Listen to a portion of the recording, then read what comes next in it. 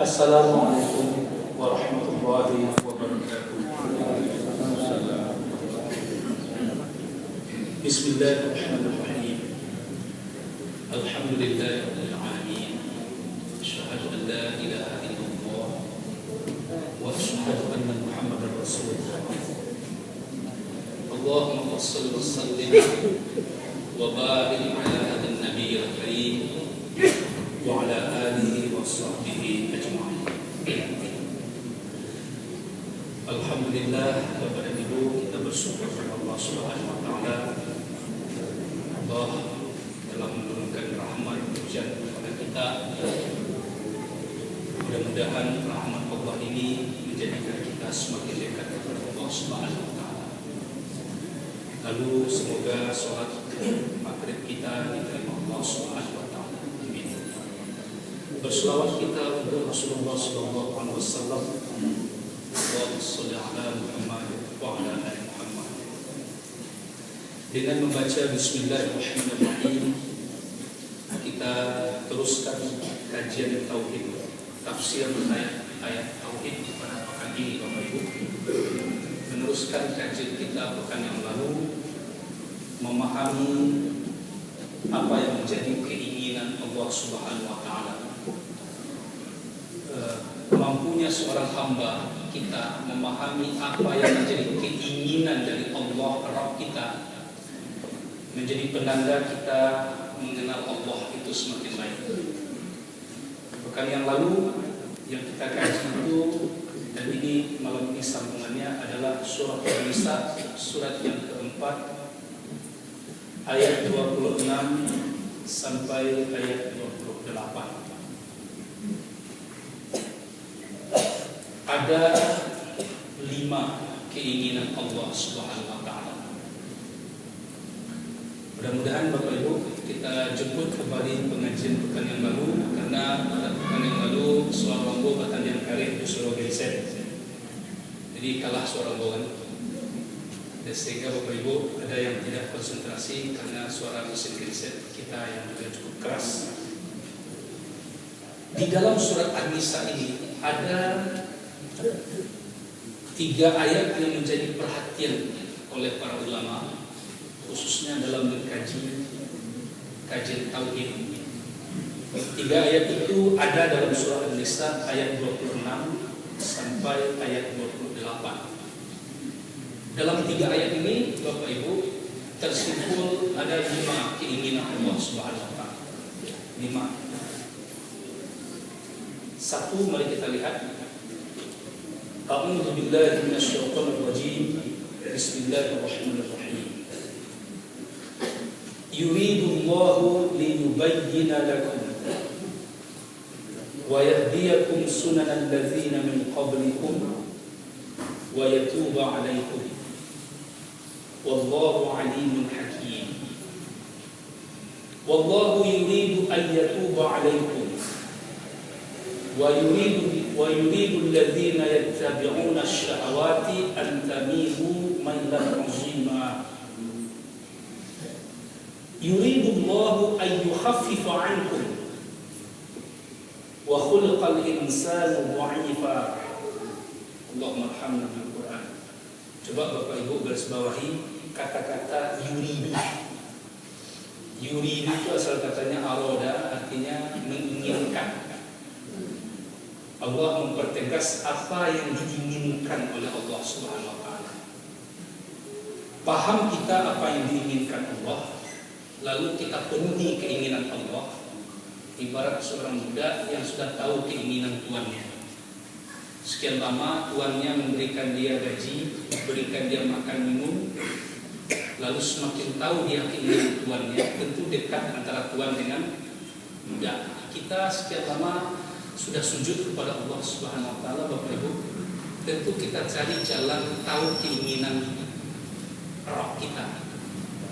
Satu yang diinginkan Allah yang pertama, dan ini yang menjadi inti kenapa para nabi diutus oleh Allah Subhanahu wa taala. Kenapa Allah berbicara dengan makhluk? Kepada siapa Allah berbicara? Kepada nabi dan rasul. Sekarang Allah tidak lagi bicara kepada manusia. Dulu bicara kepada para nabi dan rasul. Roh kita bicara dia kenalkan siapa dia jelaskan asal usul kejadian kita, dia jelaskan asal usul langit tempat kita berteduh, bumi tempat kita berpijak, dia jelaskan bagaimana cara hidup, dia jelaskan dari mana kita lalu kemana kita. Lalu dia berhenti bicara dengan manusia dengan berhentinya wahyu terakhir kepada Rasulullah SAW.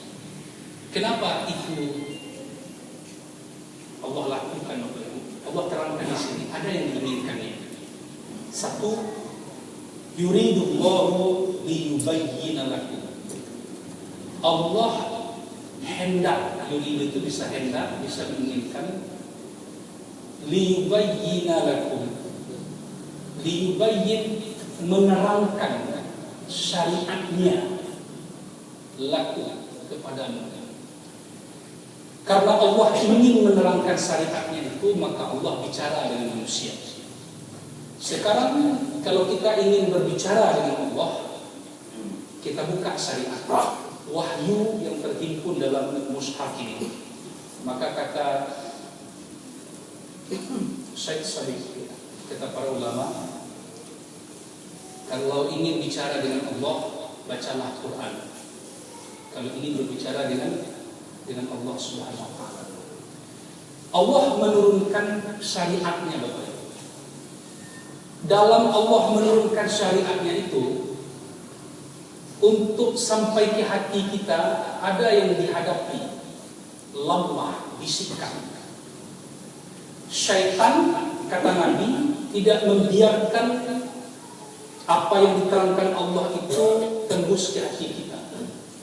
Dihambat di tengah jalan, lalu muncul bisikan-bisikan. Pada sisi lain, malaikat pun berusaha uji kuat bisikan, membisikkan pula kepada kita kebaikan. Ini dijelaskan Nabi, Bapak-Bapak. Syaitan tidak membiarkan apa yang diwahyukan Allah itu sampai ke hati kita, mempengaruhi hati kita, mempengaruhi cara berpikir kita. Pasti diboncengi, pasti kita dipengaruhinya. Bahkan yang lalu kita bacakan hadis Rasulullah SAW tentang ini. Bapak Ibu bisa nanti kutip dalam hadis riwayat At-Tirmidzi. Saya ibu bapak memiliki kitab hadis Sunan Tirmidzi. Ya, kita ulang kembali bagi Bapak Ibu yang tidak hadir pekan yang lalu. Dia pada saat dijual Zat? Tidak. Mobil Senia Putih ya 1473 mungkin digeser. Ya, saya pikir dijual tadi. 1473 Senia, Bapak Ibu yang memiliki mobil kita geser dulu. Hadis ini diriwayatkan At-Tirmidzi. Kita baca lagi Bapak Ibu. Kita baca lagi hadis ini. Betapa sampai kita mati, kita selalu berjuang untuk menolak bisikan setan, mengikuti bisikan malaikat. Kata Nabi, inna lisyaitani lambatun bani Adam. Sesungguhnya syaitan itu memiliki bisikan kepada anak cucu Adam, kepada kita. Walil malaki lammatun, malaikat itu juga punya bisikan kepada kita. Jadi selalu berperang, selalu berperang. Maka Nabi memberi kunci. Fa amma lammatus syaitani, bisikan syaitan itu kata Nabi, fa i'adun bisyarri wa takdzibun bil haqq, mengajak kepada keburukan, mendustakan kebenaran. Dicari jalan agar kita tidak melakukan apa yang Allah wahyukan. Sehingga para ulama mengatakan, kalau ada Bapak Ibu suatu amalan berat nafsu untuk melakukannya, pilih itu, karena tanda itu benar. Agak baret nafsu Bapak Ibu melakukannya, pilih itu, karena itu yang benar. Hari dingin, hujan turun, lampu hidup, pengajian, jadwal pengajian, kita taklim biasanya. Waktu kabut kita datang, waktu hujan, yang mana lagi mau mana kita bicara. Mana yang berat nafsu kita, ini itu kata para ulama. Tandanya itu datang, tandanya itu benar. Sebab kebaikan selalu dihalangi oleh syaitan. Sebaliknya kata Nabi, wa amma lammatul malaki fa i'adun bil khairi wa tasdiqun bil haqq. Bisikan malaikat itu pasti mengajak kepada kebaikan, wa tasdiqun bil haqq, membenarkan yang benar. Maka kalau itu datang kepadamu kata Nabi, fala ya'lam annahu minallahi falyamhamdillah. Falyamhamdillah. Kalau itu yang datang, yakinlah itu datangnya dari Nabi, dari Allah kata Nabi, lalu puji Allah, alhamdulillah. Maka Bapak Ibu, pekan yang lalu kita sampaikan, untuk melawan bisikan itu ada yang dianugerahkan Allah kepada kita. Ini kalau kita rebut, kita dapatkan Bapak Ibu, insya Allah itu bisikan-bisikan setan tadi tidak mempan.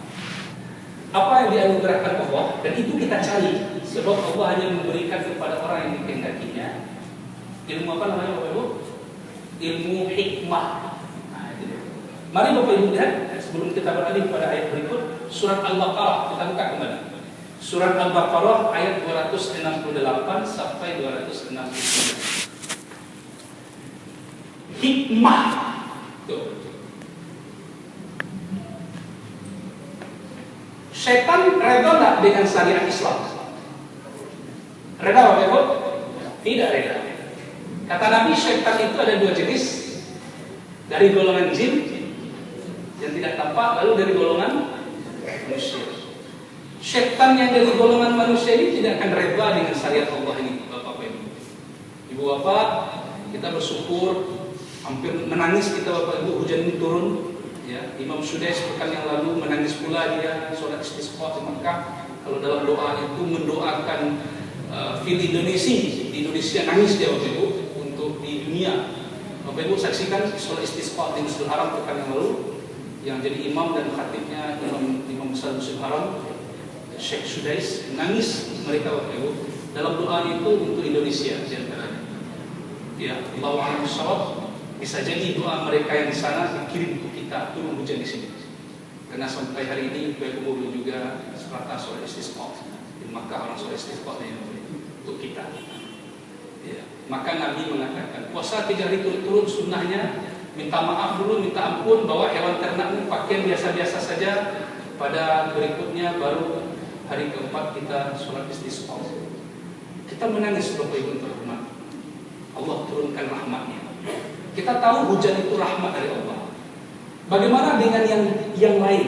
Tidak ada yang disyariatkan Allah ini tidak rahmat. Rahmat bagi kita. Tapi bagi setan itu tidak rahmat. Jadi Bapak Ibu, mari kita renung sebentar Bapak. Sejak dari 2004 Bapak sampai hari ini, cuplikan azab yang disebut Allah dalam Quran itu kita alami. Ibu Bapak bacakan surat Sajadah, surat yang amat terkenal dalam surat Sajadah. A'udzubillahi minasyaitonir rajim. Bismillahirrahmanirrahim. Sajadah itu surat ke-32.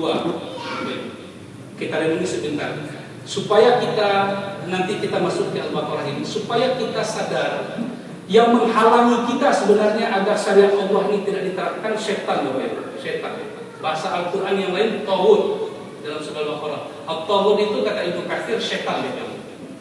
Taghut itu makna dasarnya adalah setan. Jadi jangan dibilang yang lain-lain taghut. Jangan terlalu lebar menafsirkan taghut itu Bapak Ibu. Kata at-taghut dalam surah Al-Baqarah itu bukan tafsir Ibnu Katsir, tafsir lain Bapak Ibu, itu maksudnya adalah setan. Nah, setan itu ada yang berwujud jin kata Nabi, dari jin, ada yang dari manusia. Bapak Ibu, kita sesungguhnya harus merenung. Kalau kita buka dalam surah As-Sajdah itu ayat 21, ini sering kita baca hendaknya Bapak Ibu. Sajadah surat 32 ayat 21. A'udzubillahi minasyaitonir rajim. Bismillahirrahmanirrahim. Walanuzilqannahum minal 'adzabil adna dunal 'adzabil akbari la'allahum yarji'un. Dan kami rasakan kepada mereka azab kami adna itu yang dekat, azab yang kecil tafsiran yang lain, azab yang di dunia dulu yang dekat, yang kecil. Dunal 'adzabil akbar, sebelum datang azab yang besar nanti di akhirat. La'allahum yarji'un, supaya mereka kembali. Tafsir yang lain, diberikan dulu, dirasakan dulu cuplikan azab yang kecil sebelum nenggodang itu tiba. Cuplikan banjir besar yang pernah terjadi di zaman Nabi Nuh, ada cuplikannya. Tahun berapa waktu itu? 2004, cuplikan mulai ya. Tsunami, cuplikannya.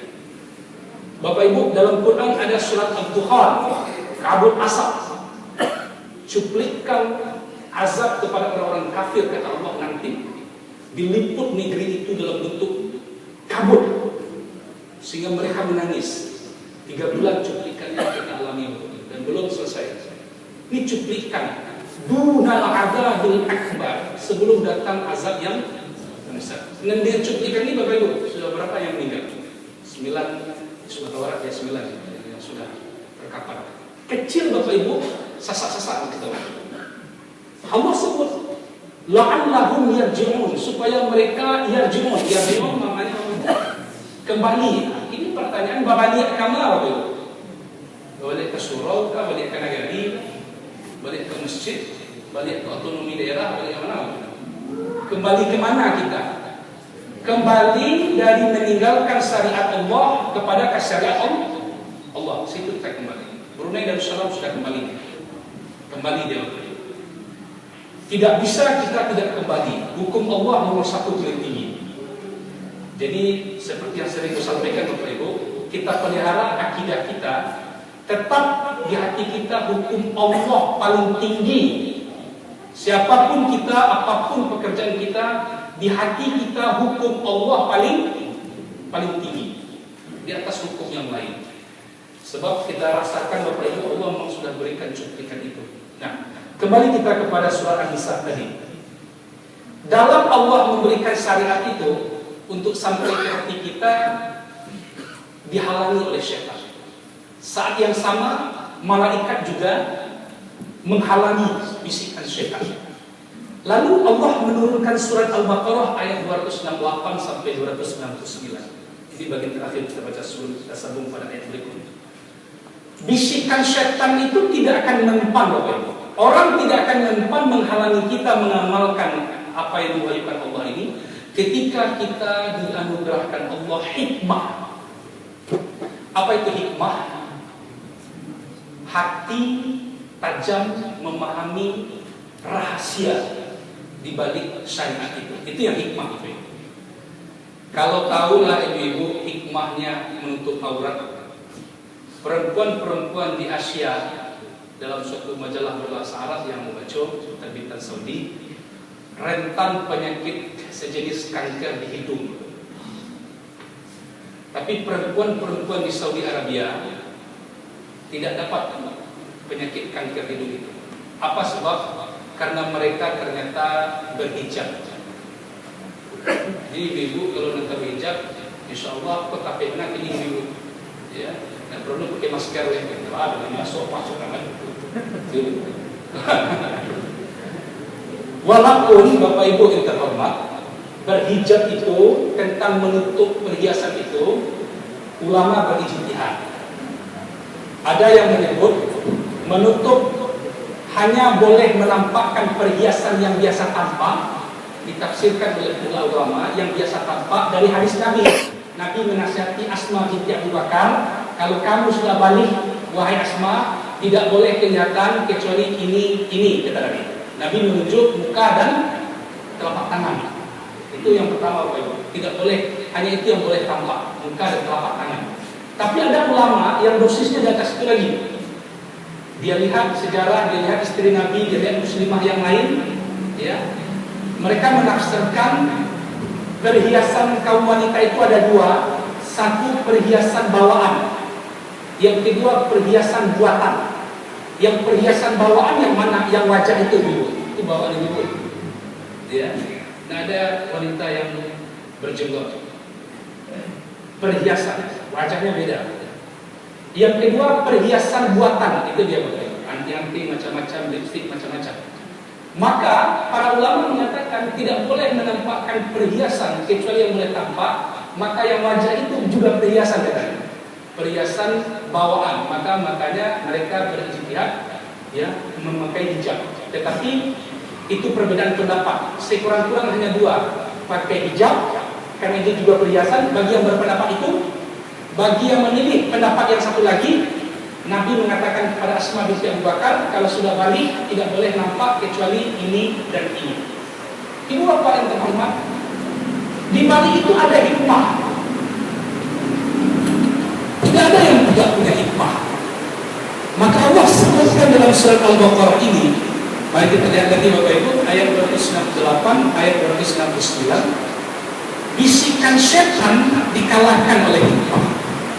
Salah satu yang digoda setan adalah ketika kita mau beramal menggunakan harta. Ini contohnya, bahwa semua apa yang disyariatkan Allah ingin kita amalkan, pasti setan menghalanginya. Salah satu bisikannya ayat 268, A'udzubillahi minasyaitonirrajim. Asy-syaitanu ya'idukumul faqra. Syaitan membisikkan kepadamu, menakut-nakutimu untuk miskin, wa ya'murukum bil fahsya. Kemudian mengajak kamu untuk jahat, berbuat jahat, untuk kikir. Tapi Allah, wallahu ya'idukum maghfiratan minhu. Allah menjanjikan ampunan darinya, wa fadla, memberikan, menjanjikan karunia yang besar. Coba tinggalkan yang diharapkan Allah, beralih kepada yang diharapkan Allah, pasti Allah ganti.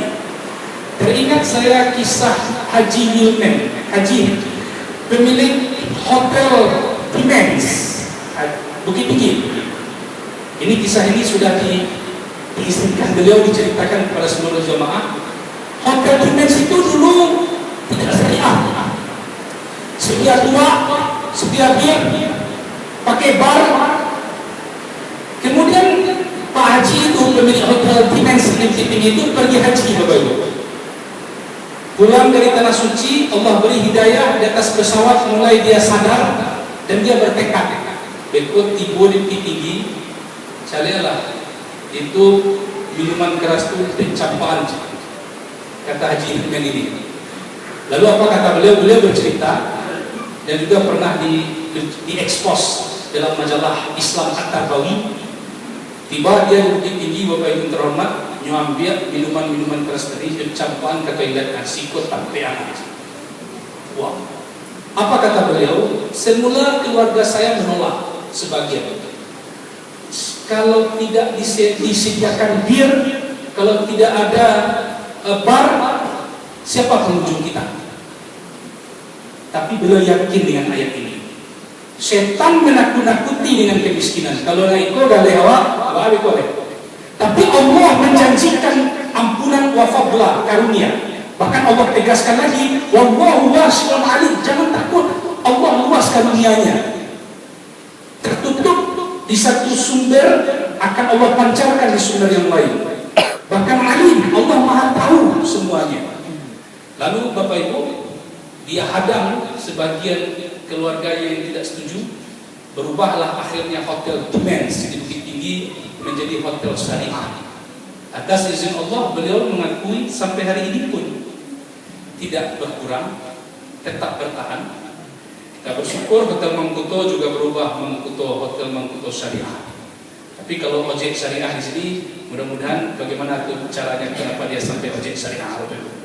Apakah ojek syariah ini kalau akan ada yang bonceng KTP Pak, ya, kalau dia tidak mahram nggak mau.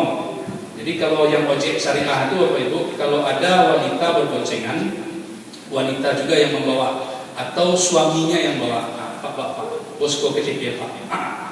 Itu dia kalau lihat belum nanti Pak lihat itu yang ojek syariah. Begitu Bapak Ibu. Tapi kalau akan bersentuh-sentuh juga itu belum syariah. Kita kata lagi semangat bersyariah ada. Jadi Bapak Ibu terhormat, ini janji Allah. Maka datanglah ayat 269. Apa bunyinya? Yu'til hikmata man yasha.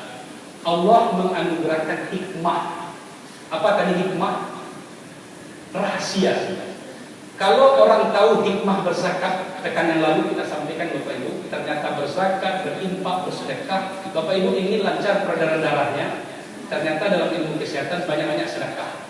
Sebab kalau banyak sedekah Bapak Ibu, makasih Pak itu orang bahagia ya Bapak Ibu ya. Awak senang, ketika kita senang, peredaran darah lancar. Karena ada hormon yang bekerja melancarkan darah, hormon itu akan bekerja kalau awak senang. Tapi kalau awak sedih saja Bapak Ibu, hormon tadi tidak bekerja. Kalau hormon itu tidak bekerja, darah tidak lancar. Kalau darah tidak lancar, tidak sampai ke kepala, tidak sampai ke mana-mana Bapak Ibu, kan itu yang tersumbat-sumbat. Bapak Ibu ada yang dokter, ibarat pipa atau ibarat banda yang tersumbat-sumbat, Bapak Ibu, kan itu yang stroke. Allah katakan ada hikmah.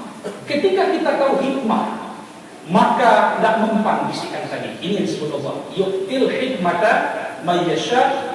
Maka Allah sebut, wa may yu'tal hikmata faqad utiya khairan katsiran. Orang yang dianugerahkan hikmah itulah kebaikan yang banyak. Wa ma yadhakkaru illa ulul albab. Dan tidak akan dapat hikmah itu kecuali al-albab, ulul albab. Siapa itu ulul albab? Bapak Ibu buka nanti Ali Imran 191 yang ulul albab itu apa? Alladzina yadhkurunallaha qiyaman wa qu'udan wa 'ala junubihim wa yatafakkaruna fi khalqis samawati wal ardi. Rabbana ma khalaqta hadza batila subhanaka faqina 'adzabannar. Ya ulul albab. Orang yang mengingat Allah dalam keadaan berdiri, duduk dan berbaring, samping hatinya diasah mengingat Allah, otaknya juga diasah. Wa yatafakkaruna fi khalqis samawati wal ardh. Dia pikirkan penciptaan langit dan bumi. Itu yang ulul albab. Jadi kalau sekedar cerdas IQ, diukur IQ anak sekian, jenius tetapi hati tidak jenius, maka itu tidak ulul albab. Jadi Bapak Ibu, kita sambut keinginan Allah yang pertama dengan gali hikmahnya. Apa gali Bapak Ibu? Gali hikmahnya. Coba Bapak Ibu lihat, ya mudah betul orang membunuh Bapak Ibu. Mudah betul. Ibu baca, Bapak baca tadi berita mu'alaf atau dalam koran-koran terakhir Sumatera Barat banyak diterbitkan koran-koran terbitan Padang, dokter spesialis anak dari Jamil juga dihabisi dengan cara keji, lalu mayatnya dibuang di Kampat. Tidak ada takut orang membunuh Bapak Ibu. Kenapa orang tidak takut membunuh? Karena apa yang ditakutinya? 20 tahun, 2 tahun, 3 tahun, apa yang ditakutinya Bapak Ibu? Tapi tingkat pembunuhan di negara-negara yang menerapkan hukuman kisos, tingkat pembunuhan itu berkurang. Tidak tertutup kemungkinan kisos diusulkan masuk dalam KUHP kita, Kitab Undang-Undang Hukum Pidana. Tidak perlu kita takut bicara ini Bapak Ibu. Karena dalam Kitab Undang-Undang Hukum Pidana kita ada dikenal hukuman mati. Baru untuk siapa Bapak Ibu? Di antaranya untuk yang mengedarkan narkoba segala macamnya. Untuk pengkhianat juga ada berlaku hukuman mati. Jadi kalau ini dimasukkan tidak takut kita membicarakan ini. Demi Allah sebutkan kisos itu kata Allah untuk memelihara jiwa. Satu orang yang dikisos 10.000 orang selamat Bapak Ibu. Allah sebutkan ada hikmah. Hanya saja sudah berapa jauh kita gali hikmah. Jadi kajian kita dari pekan ke pekan ini Bapak Ibu, atau dari setiap pertemuan kajian dengan guru-guru kita, sesungguhnya yang kita cari dalam kajian mirip-mirip ini apa Bapak Ibu? Hikmah. Sebab hikmah juga maknanya memahami Al-Quran dan Sunnah. Yang pertama. Yang kedua, kita lihat Bapak Ibu, kita sambut keinginan Allah yang kedua. Wa yahdiyakum sunanal ladzina min qablikum. Yang kedua, Allah menunjukkan kepadamu ya, sunan. Sunan itu artinya cara-cara hidup. Alladzina min qablikum, orang-orang sebelum kamu. Hadirlah kisah dalam Al-Quran Bapak Ibu. Bahkan Ibu Bapak, untuk kita ketahui, lebih banyak ayat kisah di dalam Al-Quran, cerita-cerita, dibandingkan ayat hukum. Ayat hukum kenapa tidak terlalu banyak? Maknanya, hikmahnya Allah berikan pintu ijtihad. Sebab masalah manusia ini tidak semua masalah yang ada hari ini pernah ada di zaman Nabi. Maka di situ terbuka pintu yang namanya apa Bapak Ibu? Ijtihad. Sepanjang ijtihad itu tetap sesuai dengan prinsip-prinsip pokok yang diwahyukan Allah. Tetapi ayat cerita cukup banyak. Kenapa Ibu Bapak? Kisah-kisah dalam Al-Quran itu yang pertama gunanya untuk apa? Meluruskan yang bengkok, meluruskan akidah. Maka Allah bercerita dalam Quran. Lalu yang kedua, kisah-kisah dalam Al-Quran itu ada hikmah untuk menguatkan tauhid kita. Itu yang kedua Bapak Ibu. Yang pertama apa tadi? Meluruskan yang bengkok. Nanti akan sampai kita di sana. Dan bahkan pernah dalam kajian kuliah tauhid di Muslimin kita sampaikan bagaimana ayat tentang Nabi Isa, ayat tentang Maryam, ya, diluruskan kembali oleh Allah. Ayat tentang Nabi Sulaiman diluruskan kembali oleh Allah. Akidah yang sesat itu. Lalu yang kedua, sebagai iktibar untuk menguatkan tauhid. Tapi ada satu hal yang ingin saya sampaikan kepada Bapak Ibu pekan malam hari ini. Mudah-mudahan ini sangat besar manfaatnya bagi kita. Kalau Bapak Ibu membaca ayat-ayat kisah dalam Al-Quran, sepertinya orang-orang yang tidak memahami Al-Quran mengatakan Quran ini kacau. Apa katanya Bapak Ibu? Siapa yang mengatakan itu orientalis? Siapa itu orientalis? Orang-orang yang belajar Islam, Orient itu timur artinya Bapak Ibu. Ya, orang-orang yang belajar Islam, memahami Islam yang turun di Timur Tengah, biasanya dari Barat ya. Orang dari Barat belajar tentang Timur, yang tentang Timur itu tentang apa? Dan katanya Bapak Ibu tentang Islam ini untuk mencari kelemahan Islam. Dia belajar Quran untuk mencari kelemahan Al-Quran. Ada satu yang mereka sampaikan, tapi ini sebenarnya celah bagi kita untuk meluruskannya. Mereka mengatakan cerita-cerita dalam Al-Quran itu kacau. Dalam pada bercerita tentang ini, pindah lagi kepada yang lain. Bapak Ibu, ambil ajak Ibu Bapak sebentar untuk menjawab apa jawabannya. Mari Bapak Ibu lihat contoh kasus. Surat Al-Isra, Bapak Ibu mari buka dulu. Ayat 17, surat 17, ini paling terkenal. Ayat 1 dan ayat 2. Kita lihat. Sehingga orang-orang yang tidak paham Quran bingung dia. Kok ayat-ayat dalam Quran dalam pada bercerita tentang Nabi Muhammad, stop, pindah lagi pada cerita tentang Nabi Musa. Dalam bercerita tentang Nabi Musa, hadir lagi cerita tentang Nabi yang lain. Dan cerita Nabi itu diulang-ulang. Ada satu cerita Nabi yang tidak pernah diulang, hanya ada dalam satu surat saja. Cerita Nabi apa Bapak? Nabi Yusuf alaihissalam. Kalau cerita Nabi Musa, cerita Nabi Yunus itu diulang-ulang dalam berbagai surat. Tapi cerita Nabi Yusuf tidak pernah diulang dalam surat yang lain, kecuali hanya dalam surat Yusuf. Apa sebab Bapak Ibu? Di antaranya, cerita Nabi Yusuf ini Bapak Ibu terkait dengan wanita Zulaikha. Jadi tentang perkara yang seperti ini Allah tak mau mengulangnya berulang-ulang. Cukup sekali saja. Ambil hikmahnya. Bapak Ibu ambil dulu contoh kasus. Contoh bukan kasus sebenarnya. Contoh saja. Yang salah paham orang-orang yang tidak mengerti dengan ilmu Al-Quran. Ada ilmu dalam memahami Al-Quran ini Bapak Ibu namanya ilmu munasabah ayat. Ilmu munasabah ayat itu artinya ilmu untuk memahami hubungan antara satu ayat dengan ayat lain. Kitabnya dalam bahasa Arab tidak terlalu banyak Bapak Ibu, tetapi ada ilmu munasabah ayat. Nah, kita lihat contoh. Bapak Ibu sudah bertemu surat Al-Isra. Surat keberapa tadi? 17, ingat saja 17 rakaat sehari semalam. Ayat 1 sampai ayat 2. Ayat paling terkenal, ayat 1. Yang kalau 27 Rajab, ayat 1-nya saja yang baca, ayat 2-nya jarang dikupas.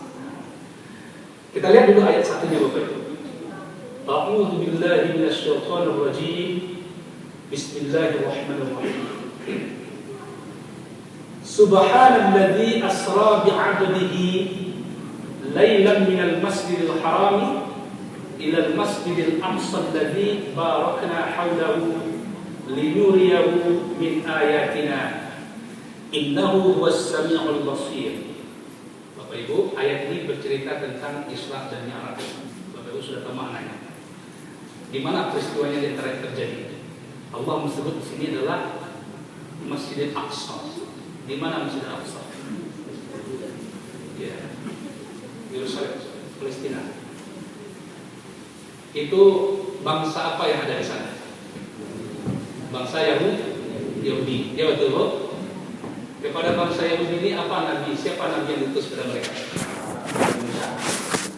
Setelah Allah jelaskan Isra dan Mi'raj, terjadi di antaranya berkenaan menyentuh daerah yang dihuni oleh Bani Israel, melewati itu, dan bahkan di sana disebut Al-Aqsa yang diberkati sekelilingnya.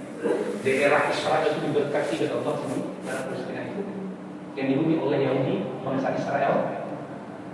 Setelah itu Bapak Ibu, ayat keduanya coba melihat, indah. Allah tidak lanjutkan cerita tentang Isra Mi'raj, tapi pindah ceritanya, kisahnya. Kemana pindahnya? Wa ataina Musa al-kitaba wa ja'alnahu hudan li bani Israila alla tattakhidhu min duni wakila. Dan kami berikan kepada Musa Taurat. Kami jadikan Taurat itu petunjuk untuk Bani Israel dengan pernyataan Allah, Allah tattakhidhu min duni wakila. Jangan kamu mengambil pelindung selain aku. Coba Bapak Ibu lihat. Aku nampak yang orientalis tadi Bapak Ibu. Siapa orientalis tadi? Orang yang pergi belajar Islam tapi untuk mencari agama Islam. Galak ya Pak. Kacau. Nyusangko Quran ko bansuk skripsi. Ya kan? Apa Quran ini seperti skripsi atau Al-Quran ini seperti disertasi? Harus runut. Kalau orang mau skripsi mereka baru, ayo panjang bimbing-bimbingnya baru. Tuh gua dari buku cerita balik lo lihat. Asli kau mah jadi mereka. Nah itu yang skripsi. Memang ini bukan skripsi. Ini bukan karya ilmiah. Ini bukan karya manusia. Tetapi Bapak Ibu terhormat, ada hubungannya. Hubungannya apa sebabnya ayat kedua beralih kepada Nabi Musa? Sementara ayat yang pertama bicara tentang Isra Mi'raj, apa hubungannya? Digali hikmah di situ. Allah menyebutkan pada ayat 1 tentang Isra dan Mi'raj terjadi di antaranya melewati daerah bernama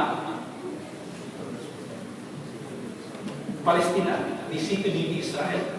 Lalu pada ayat kedua Allah ingin menyampaikan, wahai Bani Israel, tanahmu sudah dilewati oleh utusanku. Itu dalam kitab kajian munasabah ayat Bapak Ibu. Apakah kalian akan ingkar juga? Yang lewat yang Isra Mi'raj itu adalah utusan Allah, Nabi terakhir Rasulullah SAW. Ya. Dia diberikan kitab, sebagaimana kalian juga telah diberikan kitab. Itu maksudnya Bapak Ibu ya. Lalu sekarang dia sebagai Nabi terakhir, apakah kalian tidak patuh kepada mereka? Jadi dalam kisah Isra Mi'raj disebut Bani Israel. Lalu ini diharapkan kisah ini menjadi renungan bagi Bani Israel bahwa telah hadir Nabi terakhir yang mereka harus patuh, harus beriman kepada Nabi itu. Makanya Bapak Ibu lihat kan antara ayat 1 dengan ayat 2. Sepertinya tidak berkait tetapi punya kaitan. Contoh lagi Bapak Ibu, mari Bapak Ibu lihat contohnya dulu. Surat Thaha, surat ke-20 ya, ayat 1 sampai ayat 8 contohnya.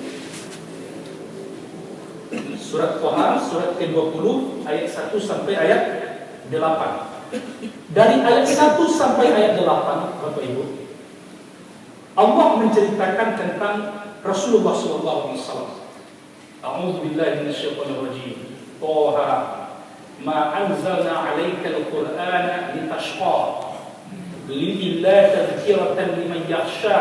Thaha banyak banget maknanya. Kami tidak menurunkan Al-Quran kepadamu ya Rasulullah agar engkau menjadi susah. Dan itu gunanya Quran itu.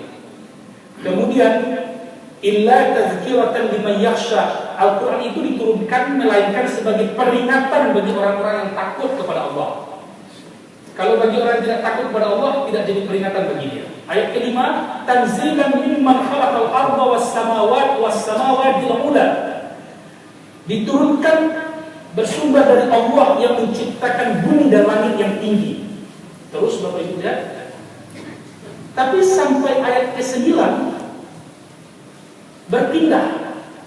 Wa hal ataka hadithu Musa. Dan apakah telah sampai kepadamu kisah Musa? Lo kok pindah ceritanya? Tadi cerita tentang Rasulullah, tiba-tiba kita diajak bercerita tentang Nabi Musa. Apa hubungannya Bapak Ibu?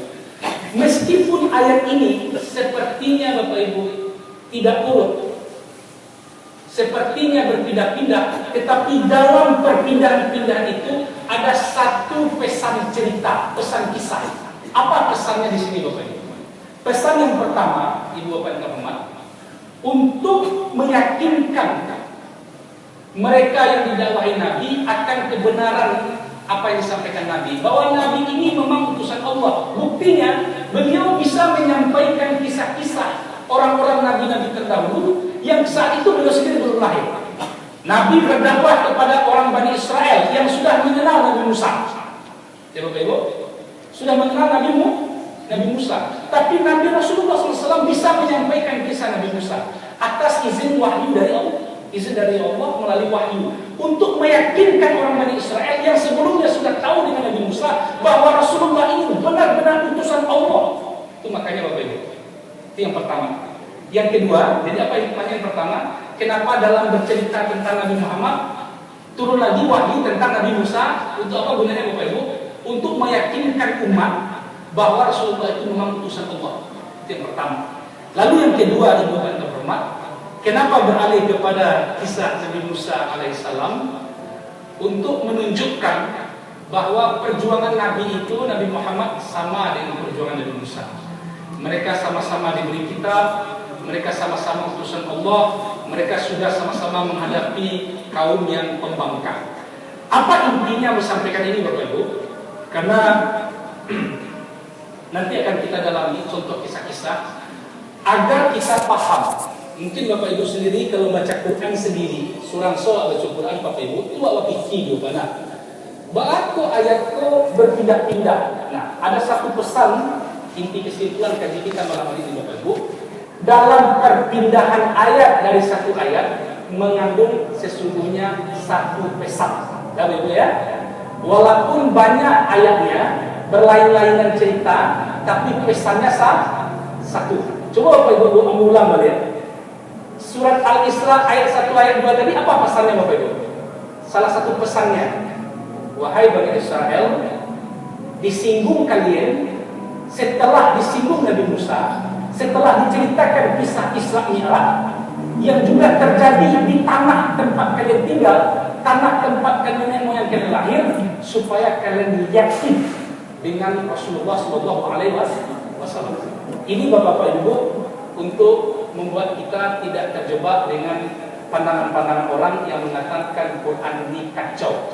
Al-Quran tidak kacau, tetapi dalam kisah-kisah itu ada perkaitan tali demi tali. Tali kait berkait mengandung pesan-pesan pokok, pesan-pesan satu. Kisahnya memang berbeda-beda, tapi pesannya pesan satu. Itu Bapak Ibu, baru kemudian kita tentang ayat yang kedua.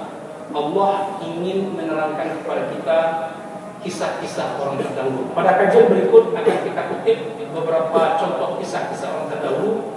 Mudah-mudahan menjadi renungan kuat bagi kita. Kenapa Ashabul Kahfi itu tidak disebutkan nama orangnya? Kenapa halaman kampung Ashabul Kahfi itu tidak disebutkan dalam Al-Quran? Kita ambil itu dulu Bapak Ibu. Lalu apa komentar Nabi tentang surat Al-Kahfi? Mudah-mudahan memang apa yang disampaikan Allah ini kita sambut. Ternyata memang Allah menghadirkan kisah-kisah itu dalam Al-Quran. Berat beban kita Bapak Ibu tidak seberat beban orang-orang terdahulu. Berat ujian keimanan kita hari ini tidak seberapa ujian keimanan orang-orang terdahulu. Supaya kita jadikan untuk bahan hikmah dan kita ambil pelajarannya. Sekian dulu Bapak Ibu kajian kita antara Maghrib dan Isya pada pekan ini. Kita akhiri dengan doa penutup majelis. Subhanallahumma wa bihamdika asyhadu an la ilaha illa anta astaghfiruka wa atubu ilaik. Walhamdulillahirabbil alamin. Assalamualaikum warahmatullahi wabarakatuh.